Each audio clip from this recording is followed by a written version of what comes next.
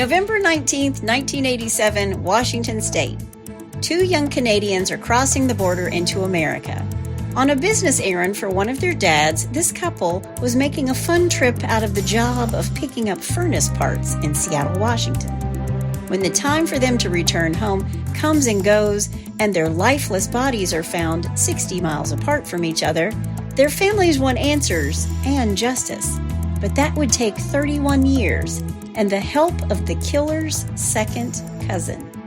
This is the murder of Jay Cook and Tanya Van Cuylenborg. Justice delayed.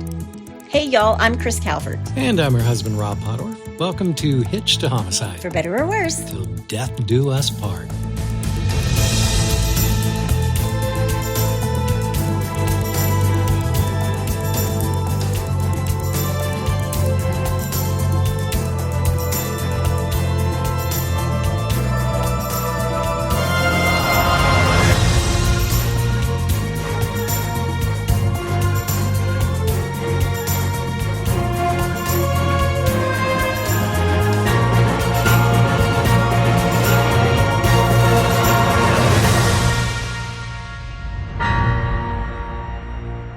Welcome back, everybody. Yes, welcome. And for our friends in Togo, West Africa. Okay.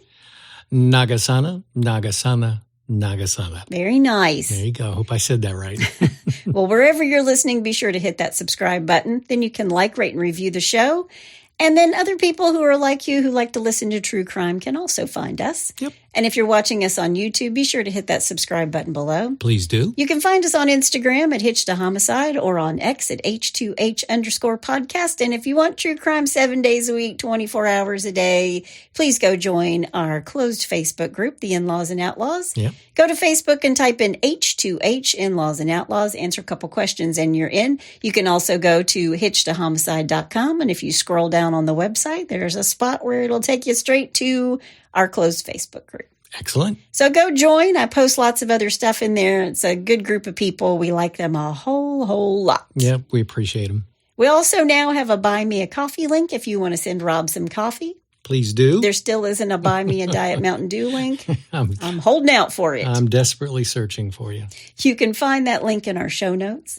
We appreciate all your messages and emails. Thank you for being with us every single week. We love it. Absolutely. This is an older murder case, but a more recent conviction. Really? How recent? 2021 and then 2023. Oh, wow. So it just happened. Yeah, not too long ago. Wow. Well, the conviction not too long ago. Right. Before I get started, let me thank some sources. This is Monsters, Wikipedia, CBS News, CBC News, the Vancouver Sun, the Vancouver Island CTV News, the State of Washington versus Talbot, the WashingtonHerald.net, Langley Advance Times, Cold Case Canada, and the Abbotsford News. All right. Well, you ready? I am. Let's do it. William Earl Talbot II was born in 1963 to parents William Earl Talbot Sr.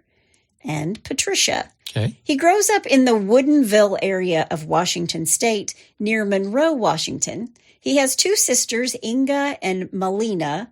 The family lives west of a bridge over the Snoqualmie River. His early life is marked by significant family turmoil and violence. His youngest sister, Melina, described him as an angry child who had issues with anger management from a very young age. Don't drive angry. Don't drive angry. Melina has said that there were incidents of physical abuse, including being kicked by William when he was wearing heavy boots in 1984. Wow. It was so bad that the police were called.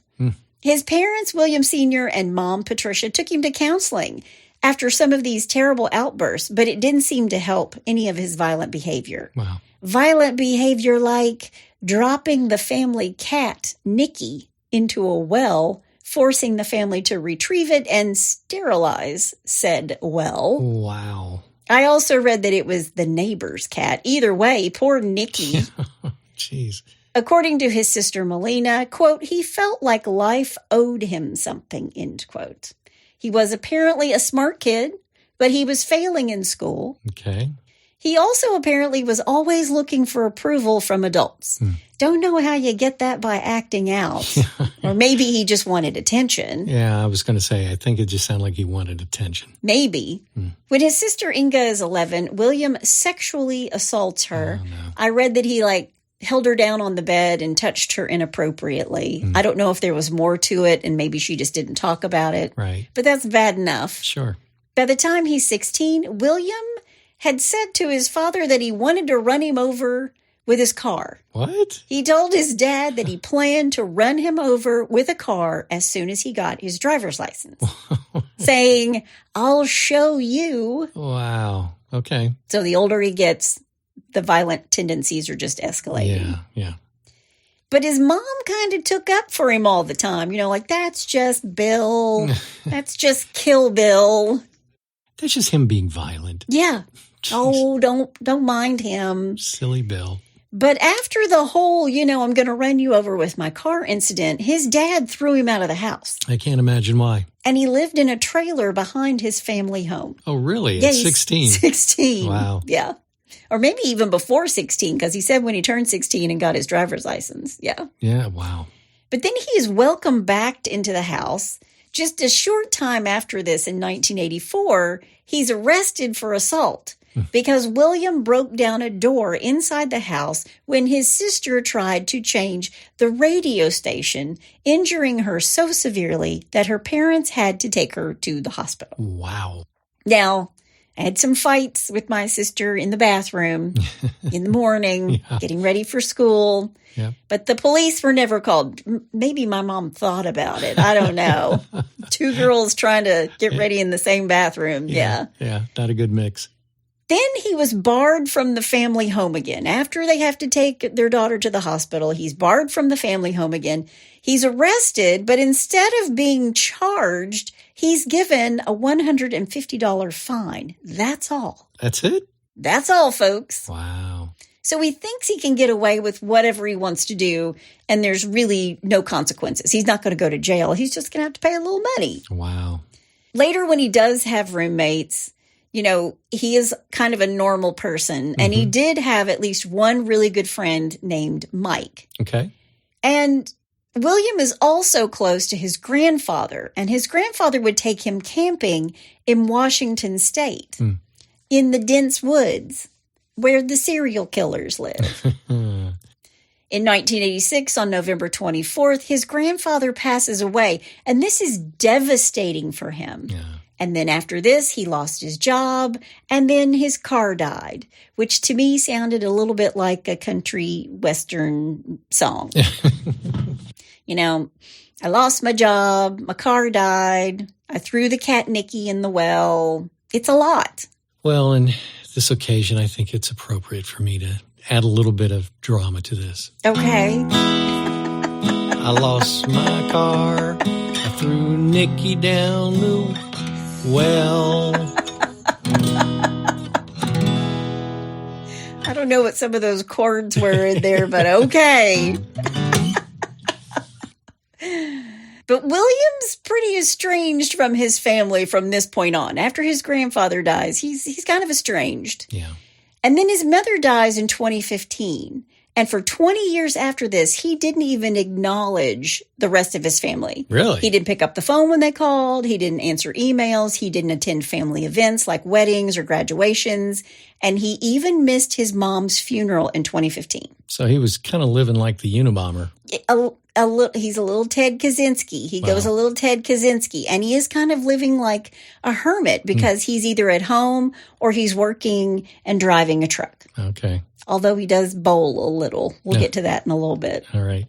But as William gets older, he's pretty good with girls. Like he would manipulate them and use them and then discard them. As an adult, the people who knew him thought he was super strong. Like, again, he would go bowling and he was the guy who could break the pins. Really? Yeah. Good Lord. And even though he was known to have this temper and he was estranged from his family, William has never been arrested for anything. Good grief. Yeah. Wow. Tanya Van Cuylenborg was born on March 7th, 1969 in Victoria, British Columbia, Canada.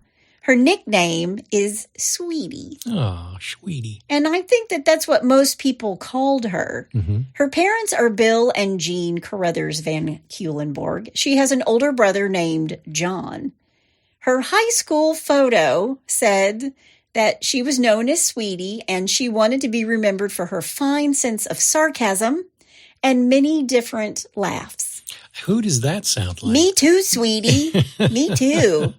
I think if your name is Sweetie and you're sarcastic, that's just the best combo ever. It really is. She wanted to be a photographer or a vet because she loved animals. And in 1982, she really started working on her parents because she wanted a dog. And she got a golden retriever and named her Tessa. And Tessa was just the best thing. You got to love a girl who loves her dog. Absolutely. Yeah. She lived in Saanich, British Columbia. By the way, there are lots of Indian names in here. And if I mess one up, and I'm sure I'm gonna, even though I look up how to pronounce it, when I get going, sometimes it just doesn't come out of my mouth the way I want it to. Yeah, we don't need a lot of corrections. So I apologize now if Yeah. I get these wrong. Yeah. But she lives in Saanich, British Columbia. Okay. And Tanya and her brother John are super close. This is a really tight-knit family. She liked to play tennis and basketball. She was quite the athlete. She liked to play the guitar, and her favorite band was U2. And I read that, and I thought that's very 80s. Yeah, Very it is. 1980s. Pretty Yeah. much. Yep. She's also a really good sailor, and she and her family would go out on their boat, and she was just an adventurer. And she even took a trip to London and Paris. She did this with her best friend, May Robeson, her lifelong friend. And this kind of gave her the travel bug. And she started saving money because she wanted to travel to Holland to visit her family because they had family there. Oh. Now, I will say this. I read that when she came back from Europe, she told her dad she was dropping out of school because she just wanted to start traveling now. It was time to start traveling now. How'd that go over? Well, her dad told her no, she needed to stay in school. Yeah, you think? But she's in school and working part-time as a dog walker and a waitress at Mr. Pickwick's Fish and Chips in Vancouver. Sounds like a place that Rob would frequent. Anybody that knows me knows that I He love likes his fish and chips. fish and chips. I yes. actually had gluten-free fish and chips when I was in London the last time. Yeah. It was delish. Yeah. Yeah. When Tanya's in high school, this is where she meets Jay Cook. J. Roland Cook was born on December 16th, 1966 in Victoria, British Columbia, Canada. His parents are Gordon and Leona, and he has two sisters, Laura Lee, who goes by Laura, and Kelly. Jay played the bass guitar. There you go. And he really loved music. He had a passion for it. He also loved the water like Tanya. He liked boating with his family and just generally being outdoors. So he was a good guy. Just Yeah. a normal, natural, and good guy. Yeah, and after graduation, he worked on a fishing boat and in a pizza restaurant. Now, there's a story by his sister where one night after a shift, he rode his bike 3 hours through the rain and the darkness to a cabin where his friends were staying for a weekend, balancing a pizza the whole way there, just to bring them food. I'm sure that pizza tasted really good after 3 hours in the rain. Well, wait, what's that saying about bad pizza and sex? Yeah, bad pizza is like bad sex. Even bad pizza is good. Yeah.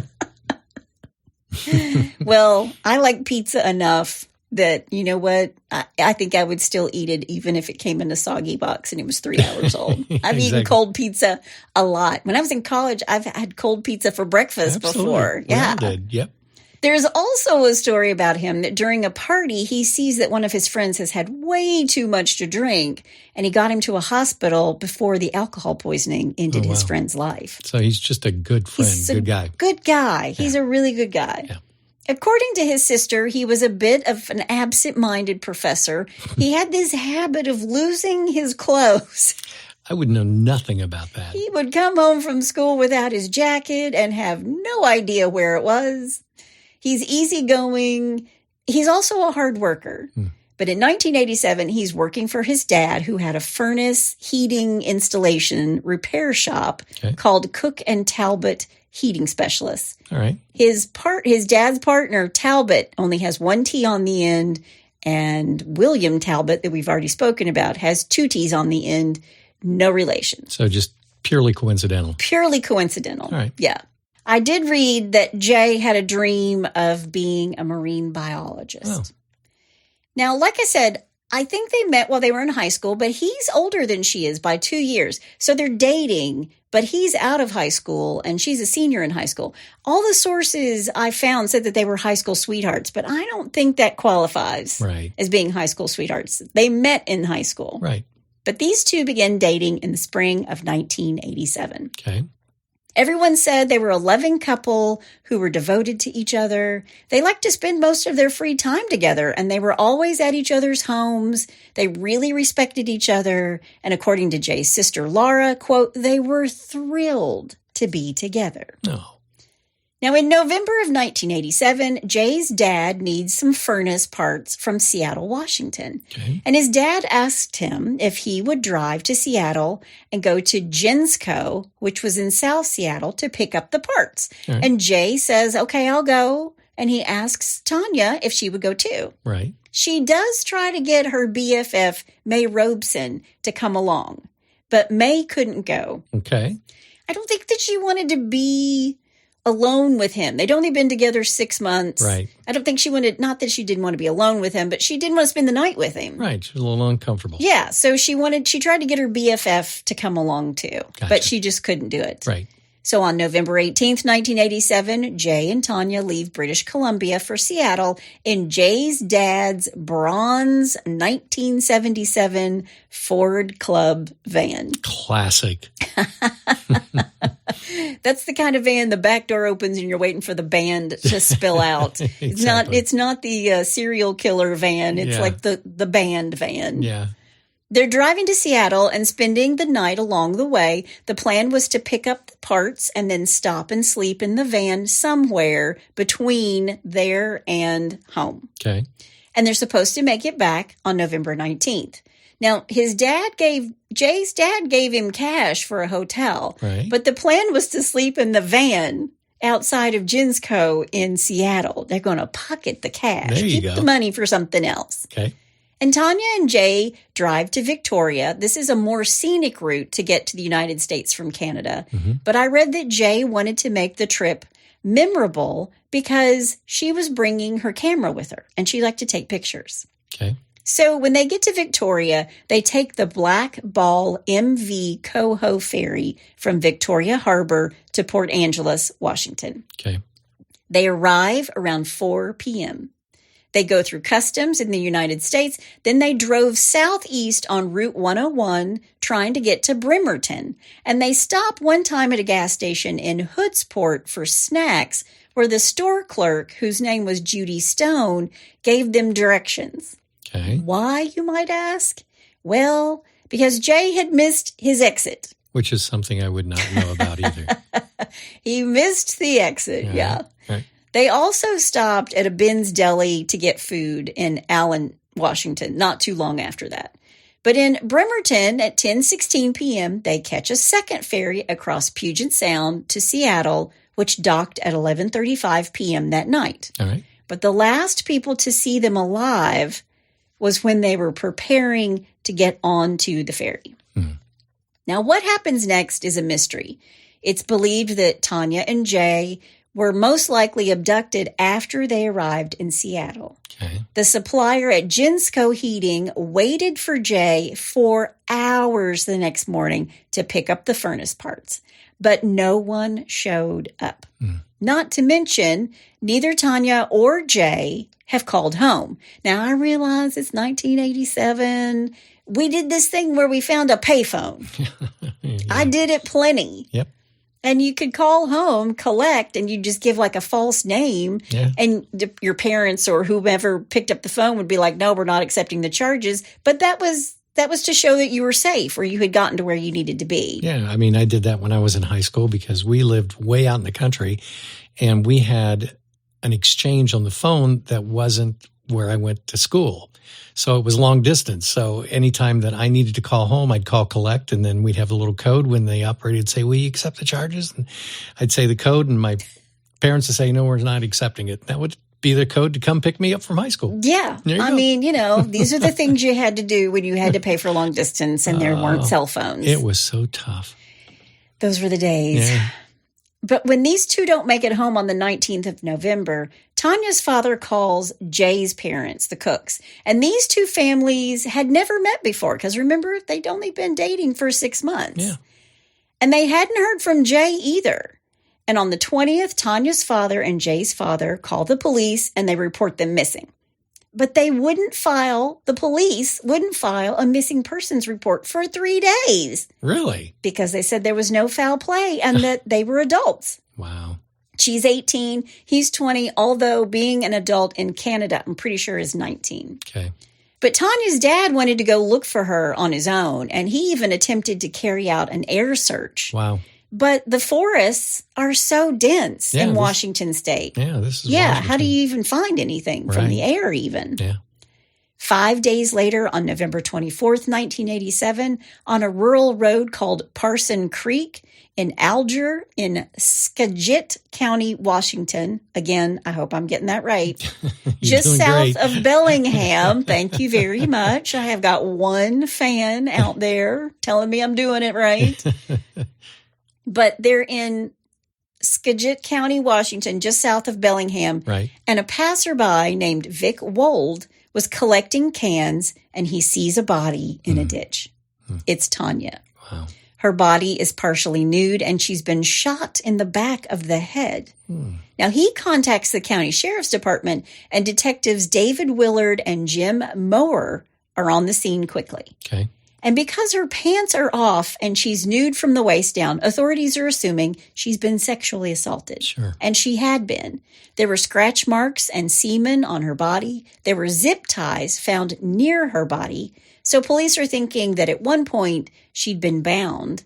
They also believed she'd been killed somewhere else and the body moved there after the fact. Right. Now, police inform her family, and the first hunch of the authorities is, what do you think? It's the boyfriend. Yeah, that Jay had murdered her. Right. Yeah, because he's still missing. And that's the statistic, that the boyfriend or the significant other or the husband, Sure. Yeah, or the wife. I'm going to be an equal opportunist here when it comes to homicide. Yeah. But both families said that that's just not a possibility. That didn't happen. Right. The next day, November 25th, 1987, at a tavern 20 miles north in Bellingham, Washington, a bartender at Essie's Tavern is out back. He's taking his smoke break, and he notices some keys and a wallet on the ground. They're Tanya's. He decides to pick them up, take them back in the bar, and put them in the lost and found. Yeah, sure. But first he looks at the name.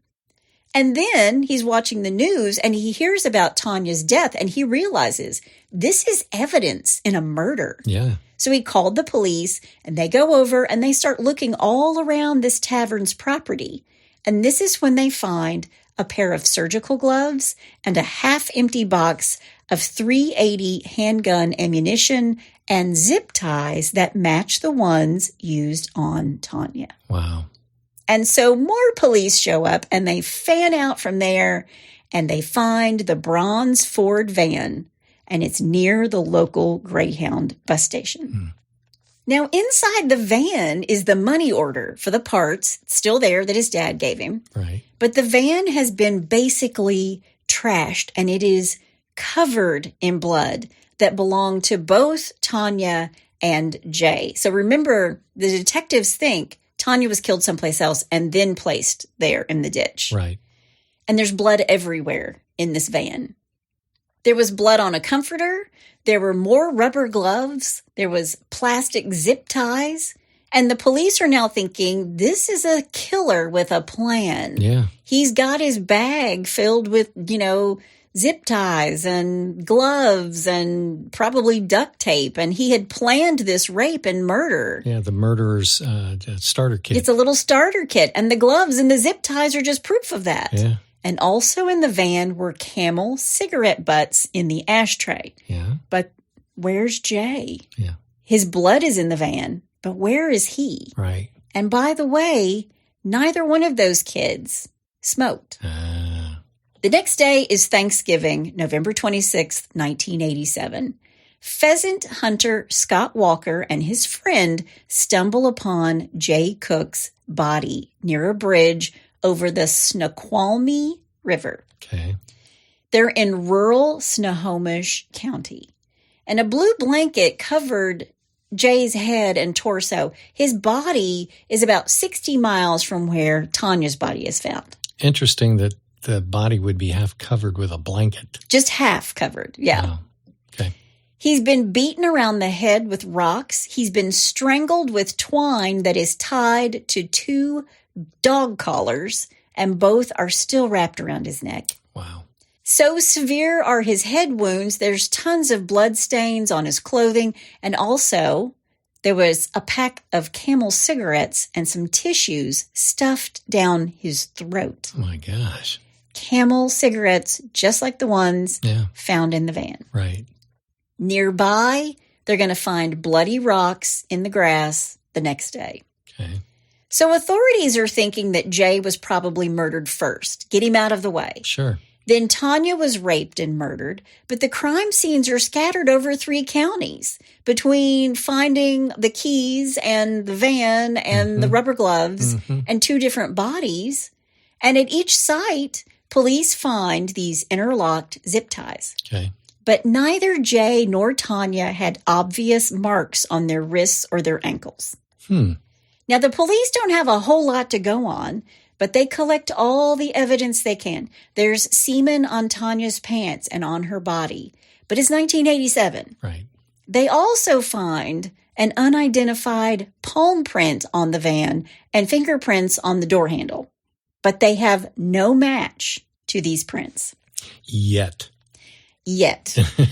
Just thought I'd throw that in there. The police are stumped. Nobody saw these 2 kids past the time they boarded the ferry to Seattle. But just a month after Jay and Tanya's bodies are found, their families start getting threatening letters from an anonymous sender. Really? Who was claiming responsibility for the murders. No way. They were taunting the police in these letters, saying they would never be caught. Wow. The author of the letters said he hated Canadians, which was his motive to kill, and that the opportunity to murder Jay and Tanya was, quote, too good to pass up, end quote. Wow. The letters contained graphic descriptions of the murders of Jay and Tanya. Were they accurate? Well, I don't know how accurate they were. I really don't. Right. And a lot of it is fiction. Gotcha. These letters are going to come for a year. And they included Hallmark greeting cards with pictures of like teddy bears and kittens. Yeah, cards would come for Father's Day or Mother's Day and Christmas. And some of the cards were signed Tanya or Jay. Wow. And the letters were postmarked from Seattle, Los Angeles, New York, and Canada. Wow, so whoever's doing this is transient. Yeah. Wow. And like I said, the letters are going to be sent for about a year. And the first letters were dated December 3rd, 1987, which is about 2 weeks after their murders. Yeah. Okay. I mean, how horrible do you have to be to send a Mother's Day card and sign your dead daughter's name to it? Yeah. Once again, there's a special place in hell. Yeah, there's a corner where you have to learn how to play the accordion. And you have to face in the corner like Time Out. And play the accordion. Yeah. One of the letters mentioned true crime author Anne Rule. So police call Anne and they're like, hey, you got any idea who might be sending us these letters or sending their parents these letters? Yeah. And she said, yeah, what? I do. Really? And she gives them a name of a man who'd written to her. And when he did, he signed his real name. But then the letters just stop. And the police don't follow up. What? They don't know where else to go, even though she's given this name. Oh, my gosh. Yeah. Wow. In 1989, an episode of Unsolved Mysteries airs detailing the murders, but nothing comes of it. In 1994, they do a DNA profile on the semen sample found on Tanya's body and clothes, and they label it Individual A. Okay. But it's now been 7 years, and the police aren't any closer to figuring out who murdered Tanya and Jay. In 1995, Detective Jim Scharf of the Snoqualmie County Sheriff's Department forms a cold case team, and the murders of Tanya and Jay are at the top of their list. Okay. And here's some of the stuff that they're looking at. All right.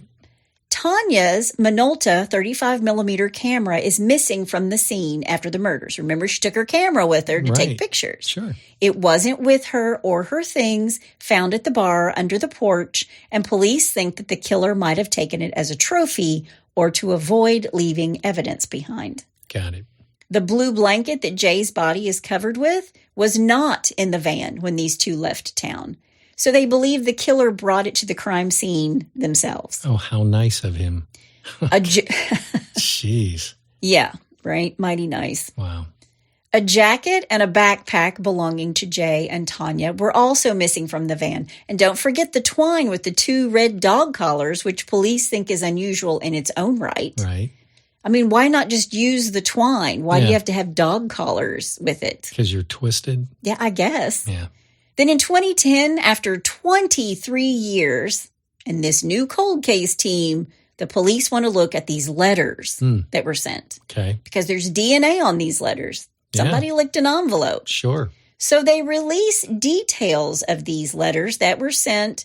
First, the story was on Washington's Most Wanted, a weekly television show on KCPQ TV that features cold cases. Okay. And I had to think, what if your state has so many cold cases that you have your own Most Wanted weekly television show? If your state has so many murders that it has its own television show, you might live in Washington. You might live in Washington State or Oregon. Yeah. Yeah. Wow. But we love both of those states. Oh, yeah. They're beautiful. Absolutely. Love that coast. Yep. But a man watches Washington's Most Wanted, and he recognized the handwriting on the show from the cards, and he contacts the police. Really? That's random. Yeah. And then an anonymous caller also left the man's name, which apparently was a super common name like John Smith or something like that. Mm-hmm. They searched the database of the names that the Skagit County detectives built for the case. Right. And they locate the man's name along with his date of birth in the case files.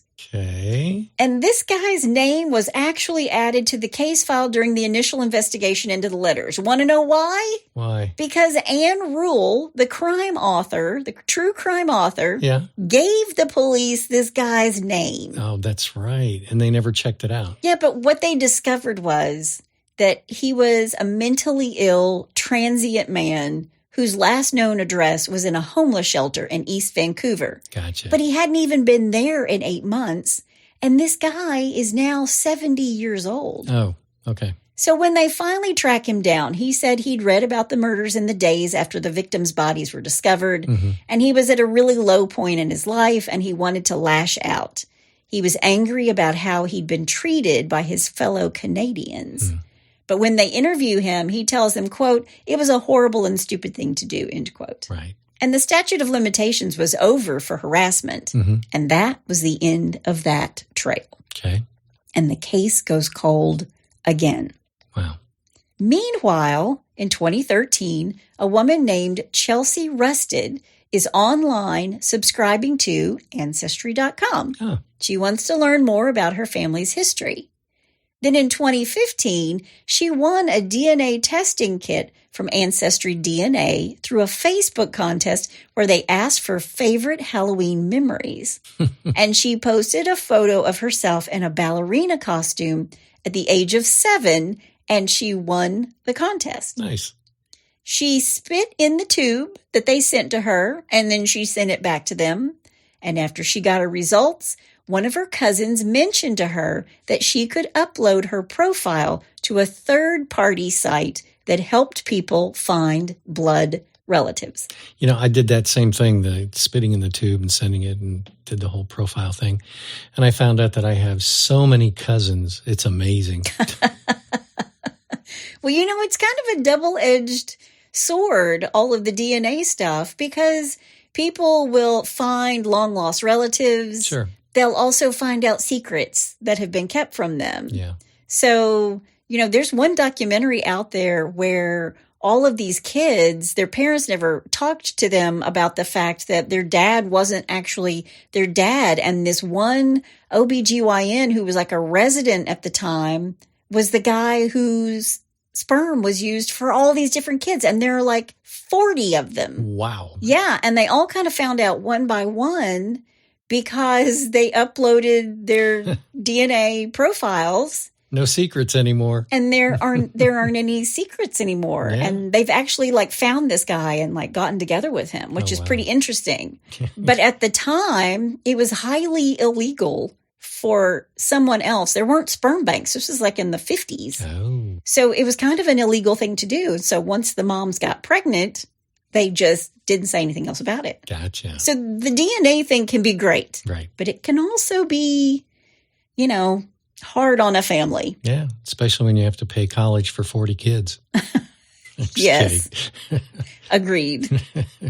But she uploads her DNA to something called GEDmatch or GEDmatch. It's a public genealogy database. Okay. And then she just forgets all about it. Right. 3 years later, Jim Scharf of the Snohomish County Sheriff's Department is inspired by the capture of the Golden State Killer who was caught through the use of genetic genealogy. Okay. And this is where this huge database of DNA that everybody's put in there is used to find matches for cold cases. Okay. Where police actually have DNA, right. but they don't have a match to their killer. Got it. Because all they're looking for is somebody who's a relative, and then they can work their way backwards. Right. Parabon Nanolabs is actually brought in to assist. These are the people who do this. And they do what is called a snapshot DNA phenotyping, which is where, based on your DNA traits, they make a composite sketch of the person. Oh, like a facial sketch? Yes.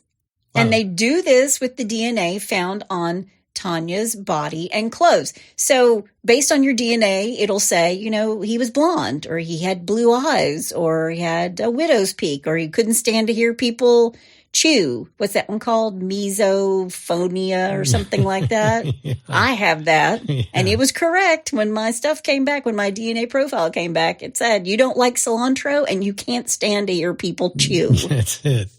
If I ever commit murder, it will be because somebody was chewing too loud. That's why I chew in the different room. You do not. You do not. I know. But they do this composite sketch of a person, and they do 3 different sketches. This is what they would have looked like in 1987. This is what they would have looked like 10 years later. This is what they would look like, 30 years later. Right. All with this DNA that they found on Tanya's body and clothes. That's amazing. And on April 11th, 2018, this sketch is released to the public, showing this person at all 3 ages. And they get 130 tips. Wow. But nothing that they could really use. Really? They were all dead ends, with the exception of one man who was a bartender in Bellingham, Washington. He said he had seen someone who looked like the sketch in his bar in November of 1987, Whoa. which of course is the same time Yeah. of the murders. Wow. Now, how he remembered that from 30 years before, I don't know. Yeah. But maybe because they were in Bellingham, and that's where the van was found and where all of her stuff was found, her keys and her wallet, Sure. maybe he just made a mental note of that. Right. But the Snohomish cold case crew didn't stop there. Hmm. They get a woman named Cece Moore, a genetic genealogist, to upload the DNA from Tanya's pants to the database, and she got a match to 2 people who shared enough DNA with the unknown suspect, suspect A, Right. to be second cousins. Oh, wow. And one of these cousins was Chelsea Rusted. Look at that. So just by chance, she wins this Facebook contest Yeah. and spits in the tube. Wow. C.C. Moore built a family tree based on the DNA matches and traced the lineage back to one common ancestor. So she's working backwards, building branches on both sides of this person's DNA tree. Sure. Now, stay with me on this one. Okay. Chelsea was the killer's grandmother's brother's granddaughter. My neighbor's wife's kid's daughter's dog's kid. Yeah. It makes me think of Ferris Bueller. Yeah. That's it. Now, Chelsea had done some work on Ancestry.com, and she'd put together her family tree. But she found out, as we all have, if you've ever used Ancestry, the further away from your own family you go, the harder it gets to piece it all together. Sure. But she'd pieced together the Talbot branch of her family tree while figuring out the descendants of her great-aunt Blanche. She had never met any of the Talbots, but the kids were mentioned by name on Ancestry, in yearbook photos, etc. I mean, Ancestry will give you that little green leaf, and it's like you've got a hint. Oh, yeah. And that's what she was getting. Okay. And a man named William Talbot II was on the tree, but he really didn't have a digital footprint. Everybody else had, like, Facebook accounts or yearbook photos or something. Yeah, because he was kind of being a hermit. He's being a hermit. Yeah. No digital footprint. Gotcha. But in fact, William Talbot, who still lived in Woodinville, Washington, had never married. He didn't have kids. No shared family photos. He was someone that his family didn't even seem to talk or post about, like somebody who maybe cut ties with their family a long time ago. It's like he didn't even exist. Yeah. Wow. So with Chelsea's information in their back pocket, police come to her. They actually knock on her door. They just knock on the door. Hey, we need to talk to you about a 30-year-old murder. Oh, my We gosh. think one of your relatives is the killer. What would you do? I mean, what do you do? You want some coffee? Yeah, let's talk about the killer that's in your family. Wow. And when they get there, they tell her it's William Talbot II. And she's like, hang on a second. She opens up her computer. She gets into her Ancestry account, and she's like showing the police, here are my little green leaves. He is my second cousin. Wow. But William had never been arrested. He had no criminal past. Still, the undercover police follow him for days. William is now a truck driver for SeaTac, and he drives routes from where he lived in Washington to Seattle. And one day, while they're following him, he's sitting at a red light, and he opens the door to his semi, and a paper cup falls out into the street. Oh, you can't make that up. Can't make that up. Wow. I also read that he placed the cup in the street like a litter bug, but I like the first story a whole lot better. Yeah, the police are going, thanks for the gumball, Yeah, Mickey. yeah, that was fortuitous. Wow. So they pull up, they pick up the cup, and there's enough saliva for a DNA test. And it comes back as a match to the DNA left on Tanya's clothes and body. Wow. And Jay's body is found under the rural bridge over the Snoqualmie River, just 7 miles from where William grew up in Woodinville, Washington State. Whoa. 7 miles away from where he lived. Whoa. On May 18th, 2018, police arrest William Earl Talbot II for the murder of Tanya Van Cuylenborg and Jay Cook. Wow. Now, interestingly enough, William's grandfather, remember him? He died on November 24th, 1986, just 1 year before the deaths of Jay and Tanya. Almost Really? on the anniversary. Wow. Yeah. So is he not celebrating, but was he like doing this in honor of his grandfather some twisted way? I don't know, but it was kind of known around the people that he was at least kind of friends with that after these two murders happened, that William seemed to kind of change. Huh? And not for the worse, for the better. Oh, really? Yeah. So it was sort of like a release for him. I don't know. He became like happier or more amenable. I mean, I don't know. Wow. Because he did try to get back together with his family. Really? After these murders. And then he cut him off once more. Only this time, he even cut off his best friend, Mike. So after they have him in custody, there are people who do not think that William is a killer, and they wrote letters to the police about how great he was. So is he like a Jekyll and Hyde kind of guy? And I thought he was like living as a hermit somewhere. How would they even know? I mean, I guess, the dudes down at the bowling lane think he's cool because he's busting pins. Yeah. I don't know. Maybe that makes him a nice guy. Yeah. But what's going to happen is when they go to trial, the validity of using genetic genealogy to convict a killer by DNA is a little iffy. So the prosecution needed an airtight case. So they focused on the DNA they found at the crime scene, the genetic genealogy reports, the handprint found on the van that matched William Talbot's, and interviews with people who knew him. Okay. And when his friend Mike gets on the witness stand, he tells the jury that he remembered seeing Jay's van, the bronze Ford van, parked outside the Talbot family home in the days following the murder. Well, that's some pretty good evidence. Yeah. Oh, wow. Can't get around that one. No. Yeah. What a good friend you are, Mike. He's probably like, damn, I wish I hadn't cut him off. Yeah, exactly. Yeah, he's going, thanks for nothing. Yeah. But William's attorneys are going to say that just because he was in contact with Jay and Tanya, that didn't make him their killer. What? Even though his semen is on Tanya's clothes and her body, that didn't prove he was her killer. That only proved that he'd had sex with her. And they said the sex was consensual. So this 18-year-old girl who'd been dating this guy for 6 months wants her best friend to come on the trip too. And he's trying to say that this sex was consensual. I guess if that's all you've got in your defense, I guess got to go for it. Yeah, that's what you're going to use. Yeah. Okay.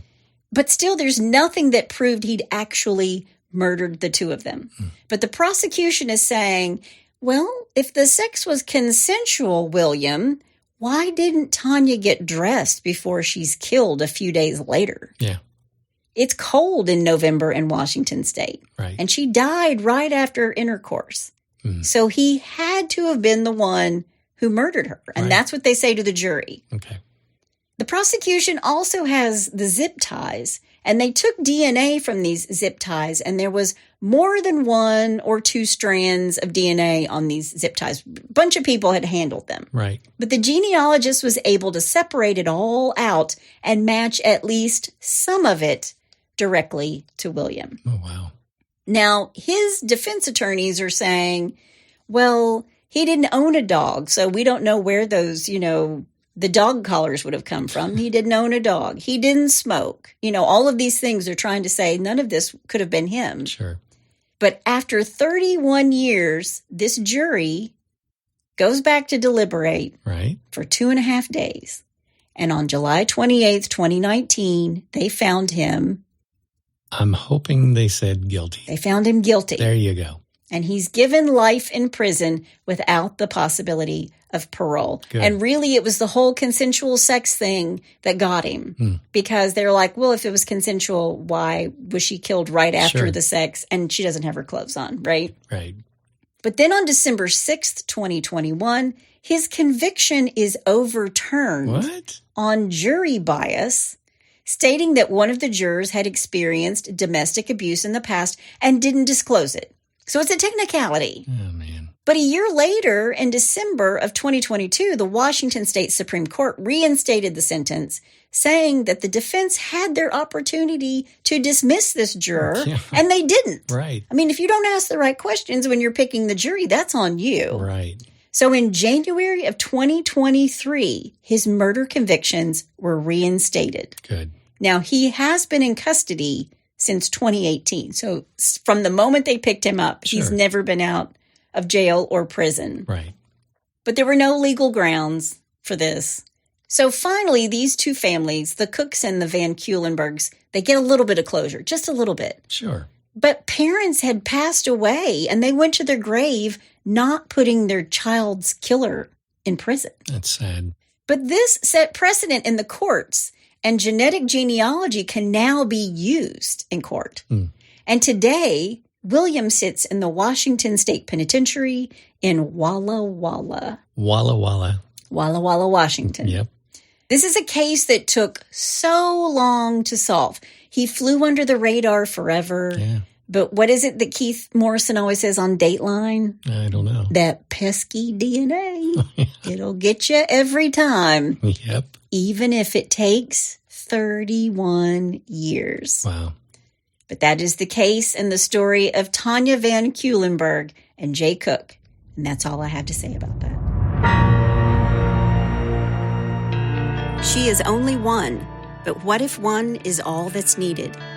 Hospice nurse Indy Luce has fallen in love.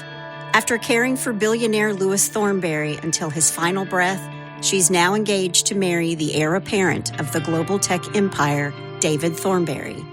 But as the divinely marked Indy packs up her old life to begin anew, a sacred promise comes back to haunt her with a vengeance.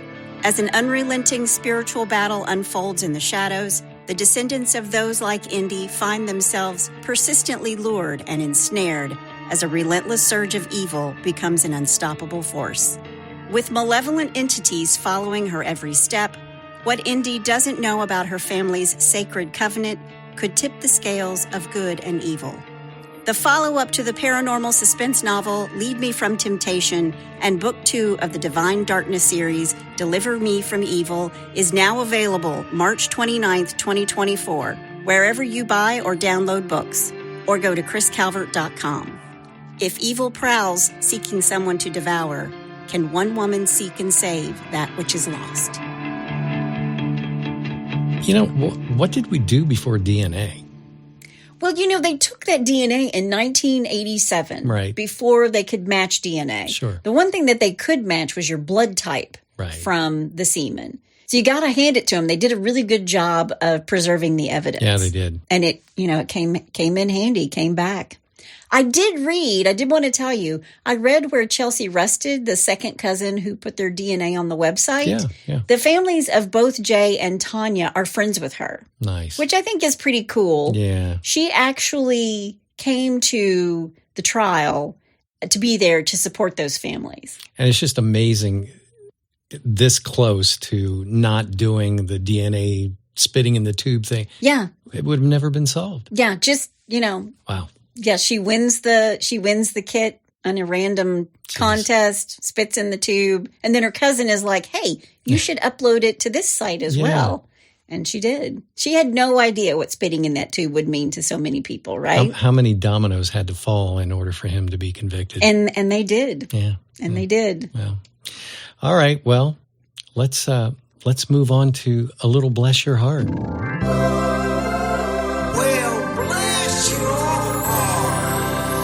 All right. For this week, let's start off with number one. Wait a minute. You're not doing like 10 in a minute? It's not a speed. It's not a speed.